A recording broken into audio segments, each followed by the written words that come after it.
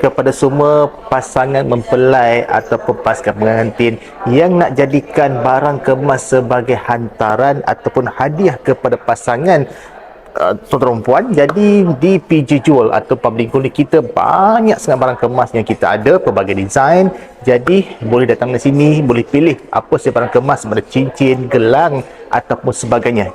Itu kalau sebagai hantaran. Untuk mas kahwin pula, kita ada pelbagai jenis gold bar ataupun dina yang sesuai dirikan sebagai mas kahwin kepada pasangan mempelai yang akan mendirikan rumah tangga pada tahun ini. Jadi jangan jadikan emas sebagai hadiah dan juga mas kahwin. InsyaAllah mahligai dibina akan berkelan hingga sampai ke syurga. Jadi sesiapa pada pasangan mempelai yang akan mendirikan rumah tangga, tidak lama lagi boleh jadikan emas sebagai mas kahwin juga hantaran. Jangan lupa tekan link di bio ataupun di post ini. InsyaAllah saya bantu kepada semua untuk dapatkan hantaran anda dan juga mas kahwin itu dalam bentuk emas, pastinya dengan Public Gold. Jom kita menabung dengan Public Gold.